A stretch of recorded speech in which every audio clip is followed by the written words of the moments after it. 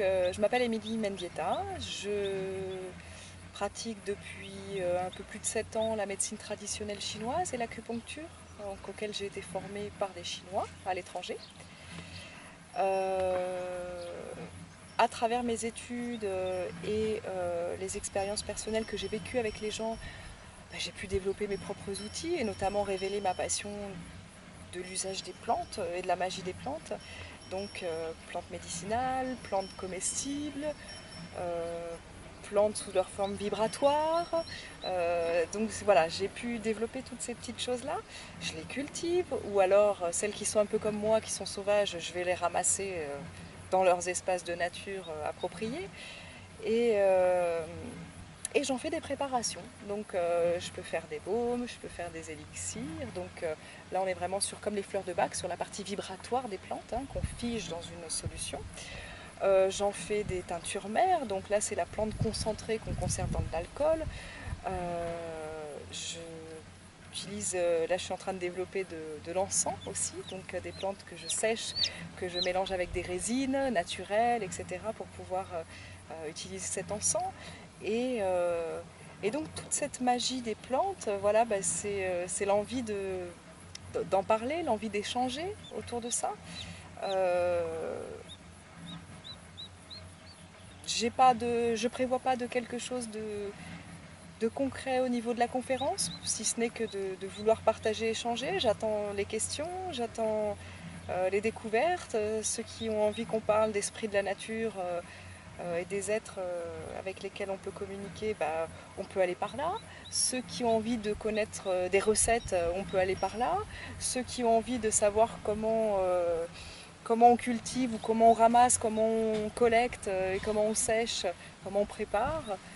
Voilà, ceux qui ont envie de connaître les propriétés des plantes et leurs applications, les premiers soins avec les plantes de nos jardins, de nos mauvaises herbes, entre guillemets, tout ça, voilà, je veux bien partager. Nous aussi, on a des abeilles.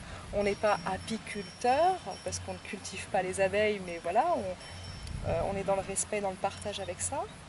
Donc elles font partie de toute façon des soins, des baumes que je fais, de tout ça, hein. J'utilise certains produits qu'elles donnent, qu'elles partagent. Et voilà, donc grosso modo, voilà mon parcours, il est très atypique, très atypique, et puis d'un autre côté très très riche. Il demande à évoluer tout le temps. Donc je partage aussi plein de choses, toutes ces choses-là. On crée des cercles de femmes autour des pleines lunes, on crée des cercles de femmes autour des initiations au niveau des premières règles, euh, au niveau du premier bébé, de l'attente d'un bébé, de toutes ces choses-là. Et tout ça, on le fait avec les plantes. Donc les plantes ou en tisane, ou les plantes en encens, ou les plantes en vibration, ou les plantes, voilà. Et donc les plantes, en fait, elles ont un usage, c'est nous qui mettons les intentions, et elles suivent. Elles viennent amplifier tout ça. Voilà, voilà ce que j'ai un peu à transmettre. Et en dehors des plantes, Émilie, c'est qui? Émilie, c'est une maman de 3 enfants, déjà, de 3 petits-enfants. C'est une personne qui n'a jamais pu faire une seule chose à la fois. C'était pas possible. Depuis toute petite. Alors, quand j'ai vu que c'était une force, finalement, que c'était pas forcément une faiblesse, de lire 4 livres en même temps et de prendre celui qui m'intéresse quand j'en ai envie, de faire de la mosaïque, de la peinture, de la couture, et puis de l'acupuncture, et puis du tambour, et puis voilà. Donc voilà, il faut mélanger tout ça, et tout ça, c'est ce que je suis. J'aime que ça bouillonne, j'aime les gens, j'aime organiser des choses, j'aime que ça avance vers une conscience. Et j'ai compris il y a une dizaine d'années de ça avec une femme extraordinaire en Espagne qui m'a initiée à pas mal de choses de compréhension, ce qu'était être parent en fait, mais qui finalement était la responsabilité d'être soi et donc de transmettre à notre enfant. Et à travers elle, j'ai réussi à comprendre quelle était ma mission de vie. Et ma mission était de grandir et d'aider à grandir. Donc une fois que j'ai mis ça clairement en moi, il n'y a plus rien qui m'arrête. Voilà. Donc à tous les niveaux, toujours dans le but d'améliorer ce monde. Là, voilà, là en mois de septembre, on ouvre une école alternative. là, dans notre quartier. Voilà, la première du Pays Basque.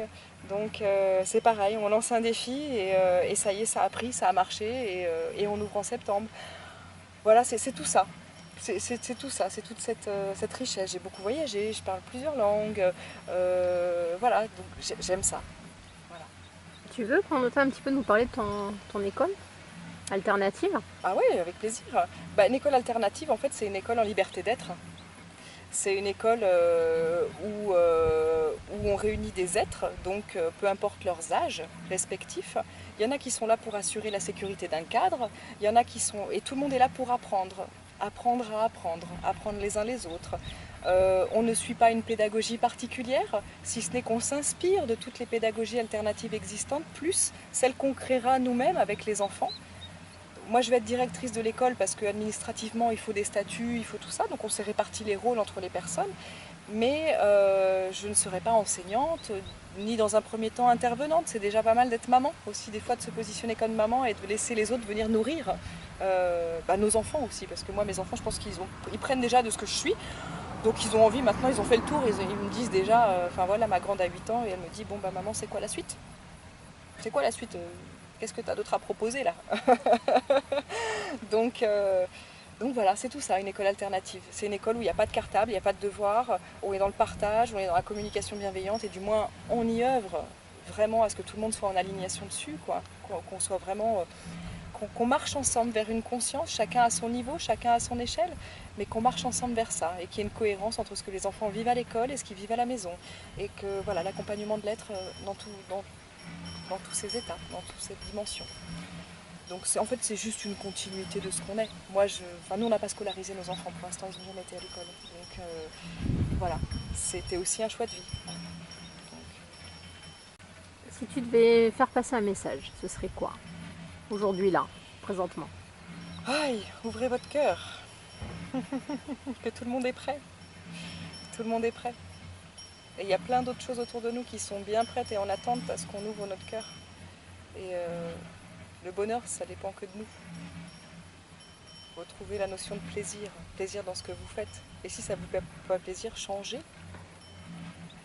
Comme dirait Gandhi, qui est mon grand maître, je pense.